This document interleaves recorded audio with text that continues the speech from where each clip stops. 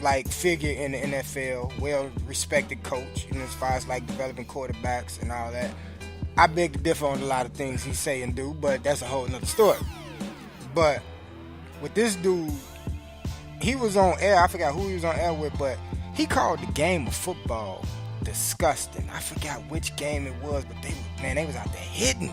It's gonna come to me as we talk, but as a commentator, as a man of football, how could you sit up there and call the game that you sit and study, that you understand, go on national TV and say this game is disgusting, and then they put you in a coach's role, everything else? You get what I'm saying? Yeah, I definitely So get it. I think it was a piggyback off that, like, okay, this figure is saying our game is disgusting. You know, he's a well-respected figure. Maybe we need to put this in there. You get what I'm saying? It's like, for the people that join MMA, or if you join the WWE, you know in that business you get hit with a chair. Or in MMA, you know what I mean? It's physical. Like, you're gonna walk away with some type of injury because of how the sport is. You know what you signed up for. You know what you signed up for. So, like, what is it now? It's gonna be a way where you can punch, but it got to be closed palm or something like. You know what I mean? It's just, if you don't want to play football, don't. Exactly. If you're afraid of getting hit playing football, don't play, because football is a physical sport. And if the NFL and the coaches and all these different organizations and pee-wee entities want to continue to teach the right way, good job. Keep doing that. There is a proper way to hit. Yeah. There is a proper way to hit. But maybe invest more into the equipment.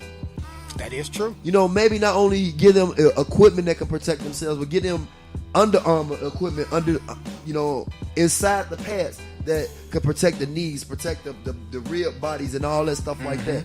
Like, invent something like that and create something like that. Put your money NFL towards that to protect the player. I mean, I sit up here and at times I have watched. Are you familiar with the sport rugby? Yeah, of course. I played overseas. Okay, so I sit there and I watch rugby, and I see some of them guys' teeth missing, fingers all crumbled, and and it's no equipment, but they know what they signed up for. You get what I'm saying? And that's like one of the small gripes that I have with the players. Don't complain about certain things because you know what you signed up for. Meaning, like, don't make business decisions. You dig what I mean? Because we've been hearing that a lot. Brandon Marshall, just to say a name. We've been hearing that a lot out of a lot of these receivers and a lot of these big-time players making business decisions. You know what you signed up for. Us as a fan, when we sit down, we know what we watching. We know what we're going to see. We might see some gory shit, or we might see some high-flying things. But don't complain about certain things and you already know what you're using signed papers for. That's just my only thing. I mean, and you got Odell Beckham. He said he not touching the field until they get him the best contract ever, because he feels somebody willing. That's another thing. Well, how you feel about that? Man, you got You're the cocaine cowboy right now. for sure. But you got an organization that has clearly said you don't let the prisoners run the jail yard or something like that. You don't let the slaves run the fields. Boy down there in Texas. Yeah, that's what he said. Because in the NFL, it's the only league like that where the owners and the coaches run the league. Mm-hmm. The owners and the coaches run the league. It's not a player league. The player association in the NFL isn't that strong and everything. But every other league, baseball, basketball. That's about the strongest. That's about the strongest league right there. Yeah. But it's a players' league. So the players make decisions. The players dictate on how things should be ran in their league. Guaranteed contracts, all that. Mm-hmm. And the NFL is, go ahead and run. Once you can't run no more, we don't need you no more. I mean, that's what it is. And then the dude went on national TV in front of the world and said, you don't let the prisoners run the prison yard. He said you don't let the prisoners run the asylum. Something like My, that. hey, Either way it goes, crazy. all I can do is laugh because you basically just said it, man. Y'all, we the slave owners, and y'all keep running that football until you can't run no more, and then we're gonna buy us another. Hey, So I say that to say, with what Odell said, okay, since that's how you look at me anyway, I ain't playing until you pay me. now I opposed this yesterday because I was reading and then it was interesting when I was reading. I even saw it on a few analysts say this. They was like, it might be a good idea if Odell Beckham sit out this season. It'll make his profit and his value much higher. Because if he's looking to win, stay with New York, adjust the contract to meet the needs so y'all can win. Or if you're looking for a big payday, wait and see what one of these bottom tier teams gonna do. Because Chris Sims, one of the analysts from ESPN, went on there and said that if the Giants get rid of Odell Beckham, you might be getting rid of the Jerry Rice of this generation. So with a backing being said and him sitting out, that's empowering himself a lot. And that's what I'm saying. Like with the way things are going right now, with the NBA players showing empowerment, and even some of the NFL players showing empowerment. Sue getting $14 million for 1 year, guaranteed. That's good money. You get what I'm saying? He could flex that. He showed 38 touchdowns in 4 years. Damn near 4,500 in receiving yards. Over 313 receptions in 4 years. You got legend status. He got You're a legend already with those numbers. He got leverage to sit out another year and watch these teams, these lower tier teams, see how they perform and say, hey, give me that money and I guarantee you we're going to the playoffs. Because even though I criticize him, from time to time, he is that caliber receiver that he can turn a franchise around like that. And then the other receivers that play on the field with him get better, like Shepard. That boy came out of nowhere, got better numbers. A lot of those guys, especially, he getting because double they and have triple no team, attention. right? And then you don't got no attention. Now you could go crazy. You catch that thing, you taking off because Odell is drawing so much attention. Because Odell gonna get his numbers. He gonna get 1,000 in the season just off that. And then when the other receivers start killing and the running backs start killing, now Odell go back to single, boom, 80-yard pass, touchdown. You know what I mean? And that's what he do. And the Giants, the owner said he's tired of talking about Odell Beckham. Pat Sherman, they new coach. He's saying that as of right now, he's on the team. That's another thing that bothers me. And we talked about that yesterday. You my coach. By you saying as of right now, those are the words I focus on. You get what I'm saying? Fuck all the other shit you said. You just said as of right now. I'm like, whoa. Sometimes in conversation, you got to pay attention to small things. You get what I'm saying? As of right now, that means I'm out there being fished. So you didn't have other players that then went out and did silly things. Well, Nick Foles coach told them I don't believe in him, and you said, man, you done went on ahead and talk.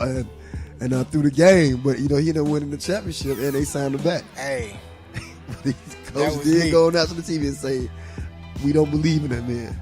So, what you think he should do? You think he should stay, or you think he should? He got the money because Odell Beckham, his endorsements, his name, his YouTube, his Instagram, everything he touched, Odell is getting paid for.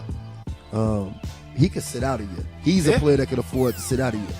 Through endorsements, Meredith can't sit out a year. No, he can't. Right. Meredith can't sit out a year. He can't come down to the players' cave and sit out. Odell got the money to sit out. Yeah, Odell can sit out and off the side deals and be good until you know what I mean. His big payday kick in. Oh, we got another caller. Caller, thank you. Caller, you on the air? Yo, what's going on? Oh, I knew this was Nokodamus. What up, LeVar? What's happening? What's going on, man? Hey, we can't talk football without you. Said yeah. I said we can't talk football without you. See, man, I heard about the Odell topic. What you got? What you want to talk about? you know what? I agree with you guys about Odell sitting out. But if it's based on his production on the football field, but his off-the-field actions, I don't agree with, because if you're asking, you know, so much is given, much is required. And, you know, I have to be able to trust you. If I'm going to pay you to be the highest paid player in the league, I'm going to have to trust you to do the right thing off the football field. And videos with some borderline like substance in a hotel room doesn't look too good. But check this out, LeVar. Check this out. With you saying that, and you speaking from your point of view, him sitting out a whole year and him not getting in trouble and him not doing nothing, that knocks away. Y'all get what I'm saying? Maybe that might be what's needed, and that knock away that memory. Instead of going into a season playing and how that, because you know he's emotional football player. He played with his heart, and to have something like that, you know, going into the season beat him, that might work him kind of heavy. So sitting out a year, just getting it together might be a good thing. And he kind of like suspended himself. Exactly. He suspended himself like 16 weeks. So like any punishment he pretty much served. Having a CBA is that in their players union, that if a player decides to sit out for whatever reason, they can actually grandfather that 1 year deal over to the next year and have a reason to hang on to him for another year at whatever he's getting paid right now. So sitting out really doesn't help him. And so that's why if I was Odell, like,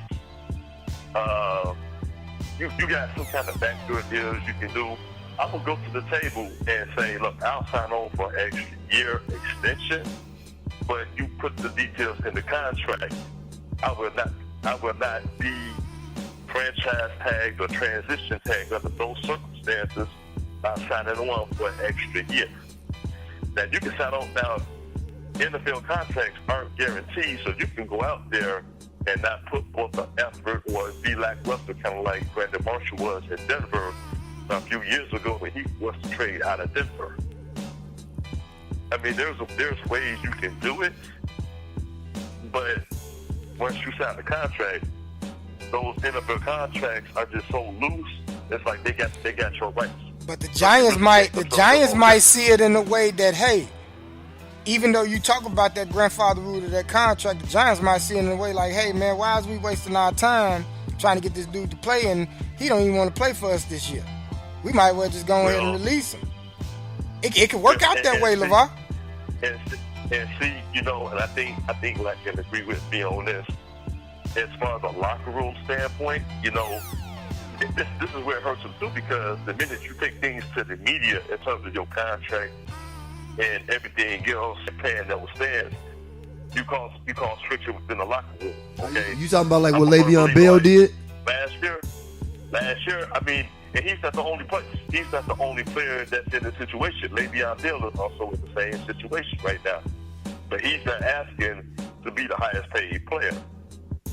But the difference is between the two is most of these receivers in the league, and based on the rules and the fact that they're not taking on a lot of contact play, say like a running back, receivers could play they damn near 40 years old.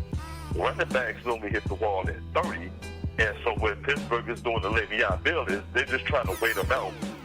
So when he hits 30, they have a more reason not to give him a contract. Well, I don't know. They need to pay Le'Veon Bell because truth. He the truth. That boy put in work, man. He the truth. That boy put in work.